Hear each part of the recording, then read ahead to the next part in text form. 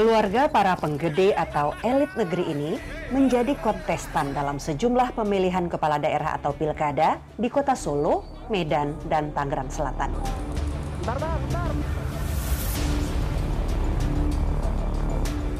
Dan seperti umumnya, pemilihan elektoral yang di negeri kita kerap disebut pesta demokrasi, keramaian, riuh rendah, dan pengumpulan massa tidak terhindarkan.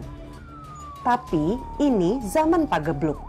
Wabah COVID-19 belum mereda di negeri kita. Bahkan akhir-akhir ini kasus hariannya melonjak. Sebagian pihak menyerukan penundaan Pilkada 2020. Seruan itu membentur tembok. Pemerintah, KPU, dan DPR jalan terus. Presiden Joko Widodo menegaskan penyelenggaraan Pilkada tidak bisa menunggu pandemi berakhir. Karena tidak satu negara tahu kapan pandemi COVID-19 akan berakhir. Karenanya, penyelenggaraan Pilkada harus dengan protokol kesehatan ketat agar aman dan tetap demokratis.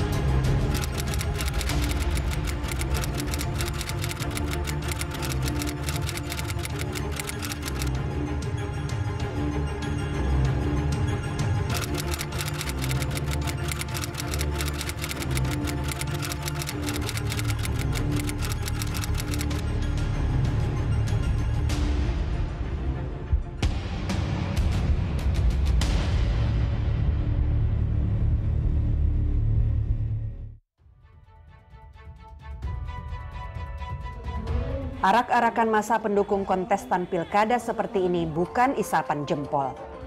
Ada di Surabaya, Medan, Bukit Tinggi, dan Nusa Tenggara Barat.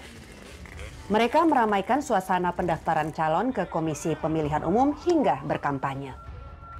Hadar Nafis Gumai adalah orang yang malang melintang dalam politik elektoral. Ia pernah menjadi anggota KPU dan peneliti pemilu. Sekarang ia aktif di NEGRIT, atau Network for Democracy and Electoral Integrity. Hadar justru khawatir Pilkada 2020 berpotensi menimbulkan klaster COVID-19. Berkumpul itulah yang menjadi karakter dari pemilihan di negeri kita gitu. Nah, ini yang perkiraan saya masih akan terus terjadi dan akan meningkat. Itu akan hanya berat masalah pandemi kita. Muhammadiyah, sebuah ormas Islam dengan pengikut puluhan juta orang, tetap pada pendiriannya.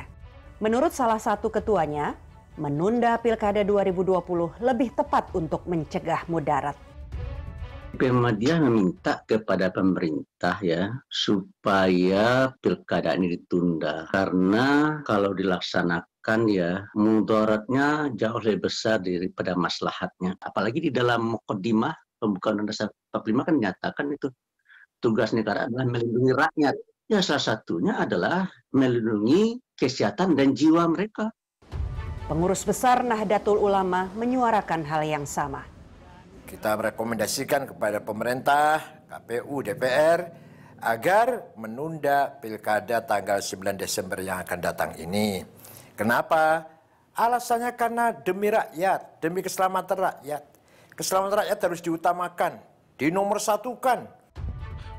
Suara-suara yang mewakili masyarakat sipil seperti NU dan Muhammadiyah tadi tidak masuk Senayan. Pada 21 September lalu atau 2 hari sebelum penetapan pasangan calon kepala daerah, Komisi 2 DPR menggelar rapat dengar pendapat bersama Kementerian Dalam Negeri, Komisi Pemilihan Umum, Badan Pengawas Pemilu, dan Dewan Kehormatan Penyelenggara Pemilu. Mereka sepakat Pilkada yang dijadwalkan berlangsung 9 Desember berjalan sesuai tahapan.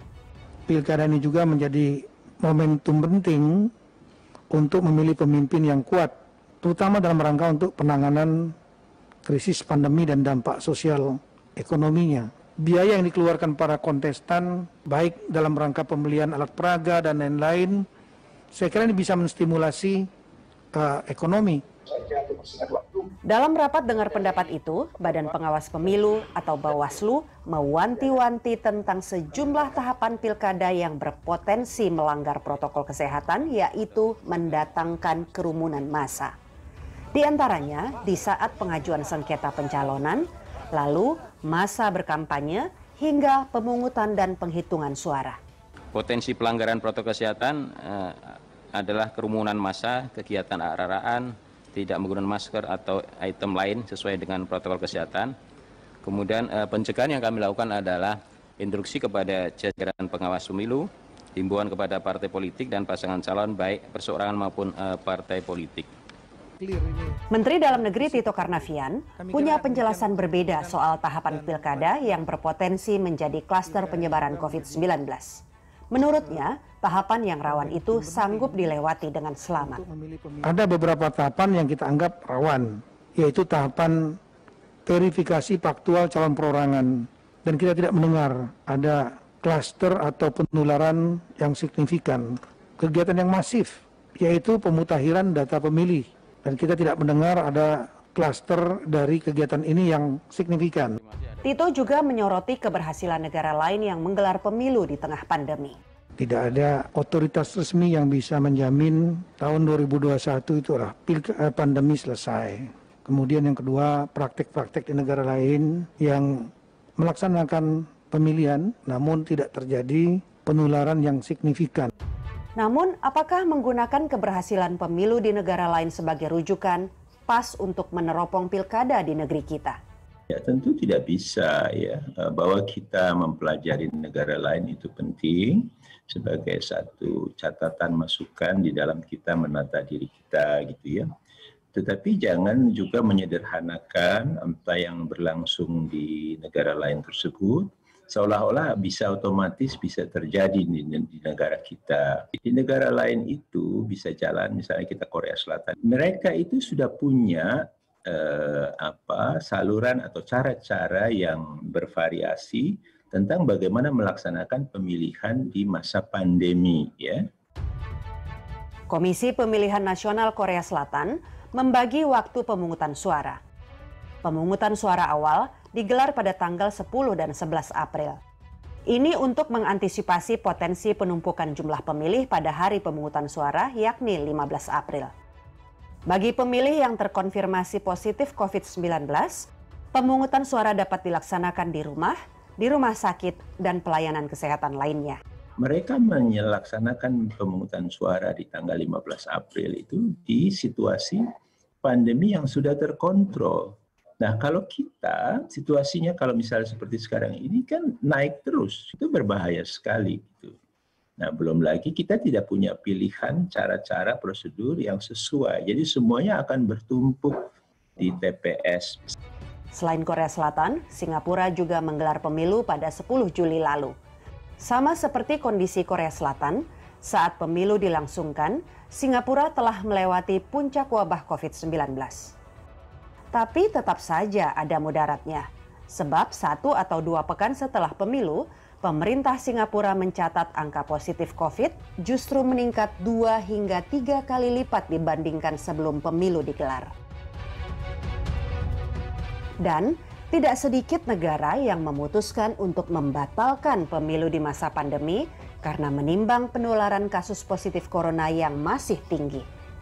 3 negara ini contohnya.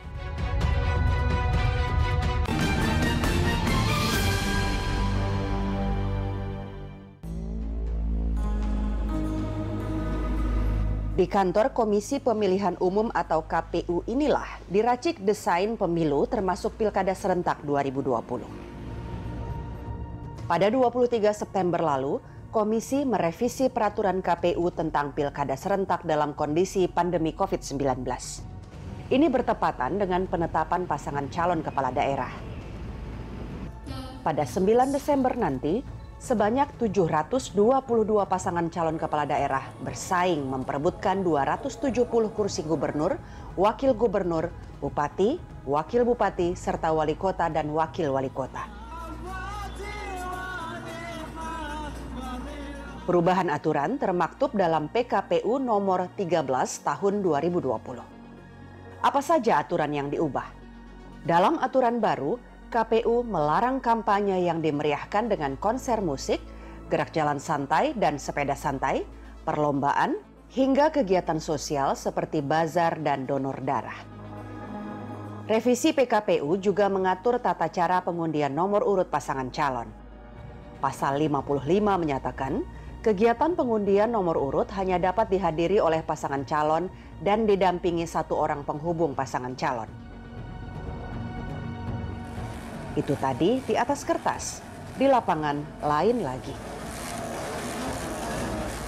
Rapat pleno pengundian nomor urut calon kepala daerah di Kabupaten Pekalongan, Jawa Tengah masih saja diramaikan konvoi pendukung pasangan calon. Menurut Hadar Nafis Gumai, kerumunan saat tahapan pemilu sulit dihindari meskipun sudah ada aturan yang melarang. Masih ada lagi yang namanya pertemuan terbatas, dialog, tatap muka gitu ya. Nah, ini yang masih punya potensi karena kadang-kadang atau terbuktilah selama ini juga. 50 orang di tempatnya saja di lokal itu, tetapi kan ada ikutannya biasanya dia sudah ramai berkumpul, nggak bisa masuk cuma sekian, yang lain itu nanti di luar-luar dan seterusnya. Dan yang terpenting itu sudah berkumpulnya duluan. Hadar mewanti-wanti tentang potensi pelanggaran protokol kesehatan di akhir masa kampanye atau sesaat sebelum pencoblosan. Biasanya di dalam kampanye itu dia akan meningkat frekuensi dan keramaiannya, keriuhannya itu menjelang menuju hari pemungutan suara. Saya kira potensi untuk pelanggaran dan dalam hal ini kerumunan itu masih sangat besar ya. Dalam pilkada serentak di masa pagebluk ini, kampanye berupa pertemuan terbatas dan tatap muka tetap bisa dilaksanakan. Namun diutamakan melalui media sosial dan media daring.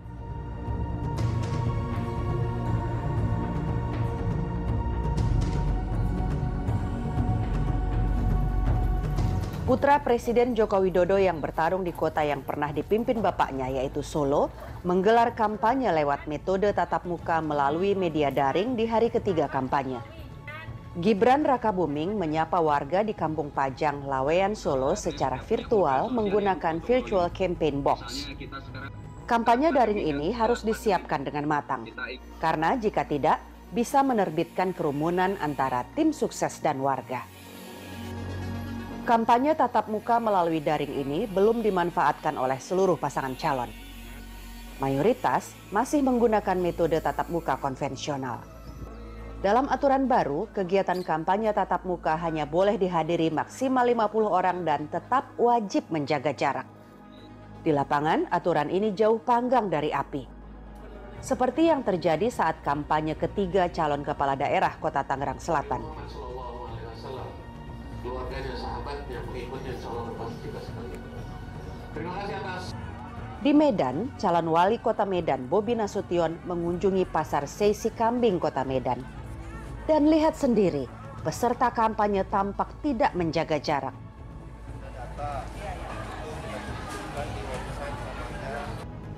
Adakah sanksi bagi calon kepala daerah yang melanggar aturan kampanye di masa pagebluk?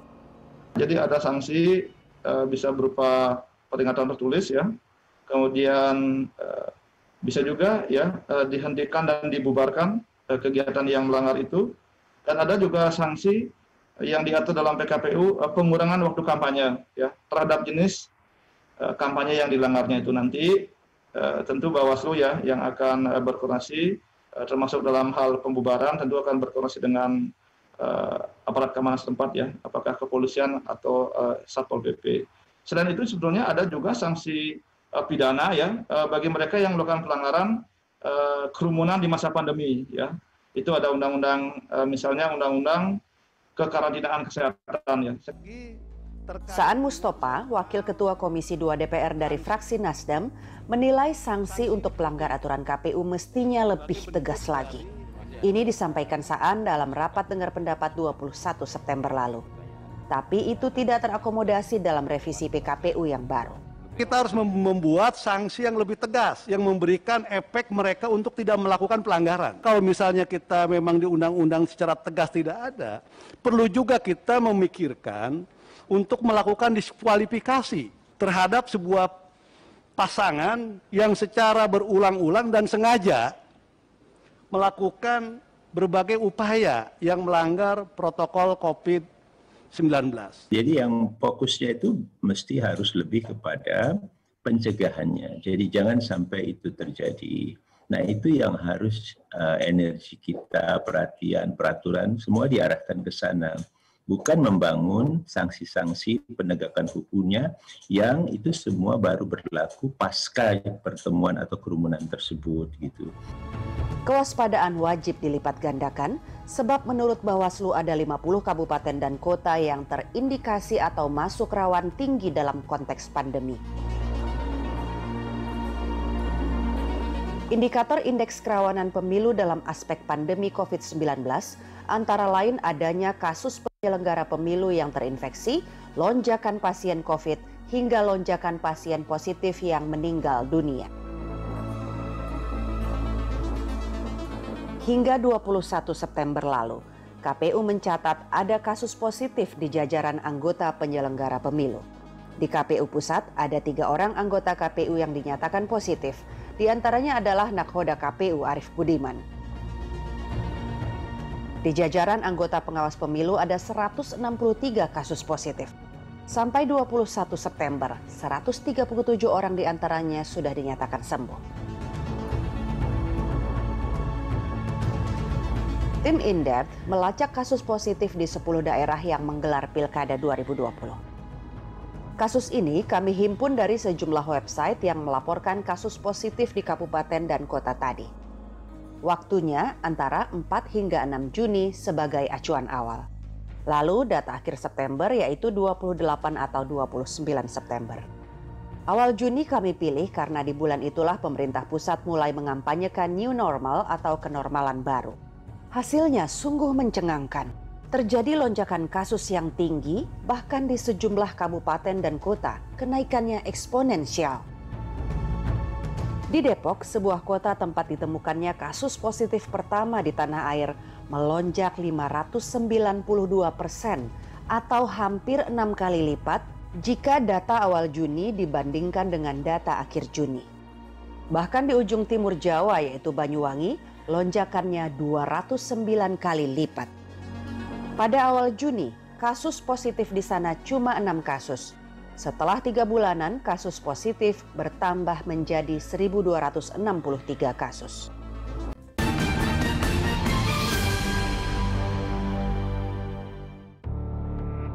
Sekarang, tahapan Pilkada Serentak 2020 telah memasuki masa kampanye.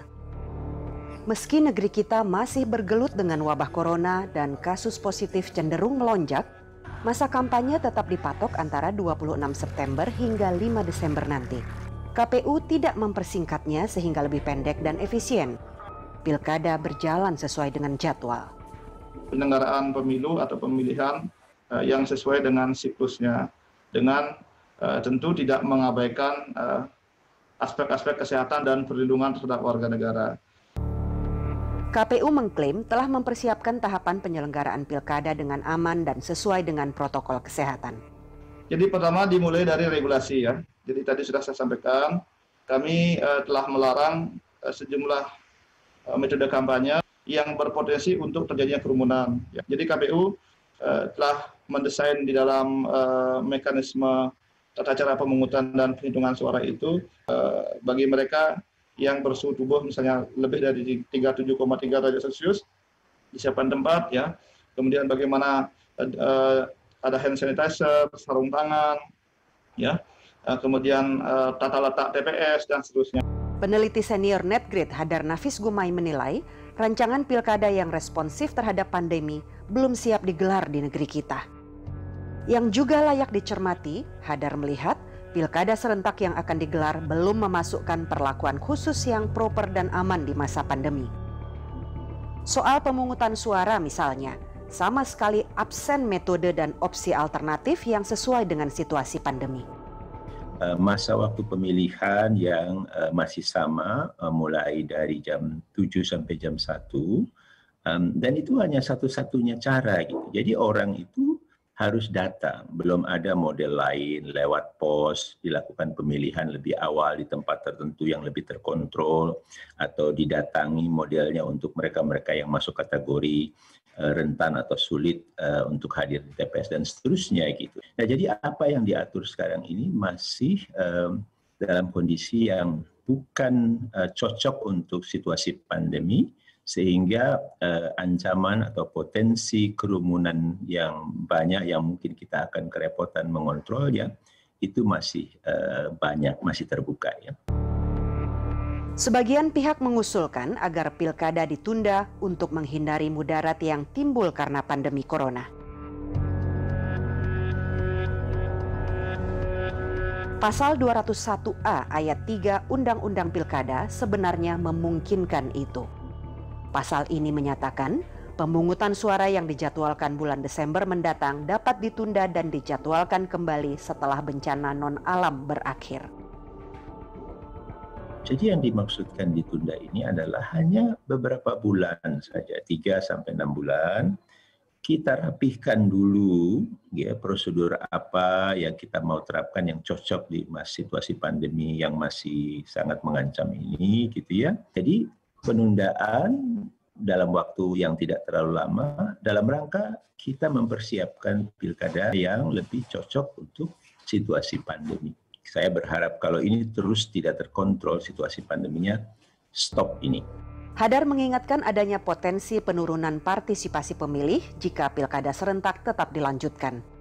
Padahal Juni lalu KPU menargetkan partisipasi pemilih sebesar 77,5%. Kan ada banyak masyarakat yang khawatir dengan keadaan ini, begitu, sehingga mereka merasa kurang nyaman dan bahkan takut ya untuk bisa berpartisipasi. Dan ini kan persoalan partisipasi yang merupakan salah satu ukuran dari satu keberhasilan penyelenggaraan pemilihan. Ya. Kemudian yang kedua ya tentu harus dicari model-model di mana di dalam kampanye pesan-pesan itu masih bisa tersampaikan lewat sosial media dan elektronik. Tetapi kan akses itu kan belum merata gitu ya. Akibatnya kita nanti mungkin memilih dengan pengetahuan yang tidak cukup banyak. Menurut KPU, perhelatan pilkada yang aman di masa pandemi merupakan tanggung jawab bersama. Saya kira kalau ini kemudian dibebankan kepada penyelenggara saja tentu tidak akan bisa. Maka wacana yang dibangun adalah wacana sebetulnya yang itu bisa ya dilaksanakan dengan baik, memberikan perlindungan ya melalui prosedur-prosedur yang telah ditetapkan. Pemerintah, DPR dan KPU telah memutuskan pilkada serentak 2020 jalan terus sesuai dengan jadwal. Tapi seyogianya semua pihak terkait pilkada tidak menutup mata terhadap fakta telanjang ini. Antara 5 Juni hingga 29 September, kasus positif COVID-19 melonjak lebih dari 8 kali lipat. Menggelar pilkada serentak dengan prosedur yang tidak jauh berbeda dengan pilkada di zaman normal, bisa-bisa malah menjadi bom waktu penularan corona. Pilkada ini betul-betul ngeri-ngeri bahaya.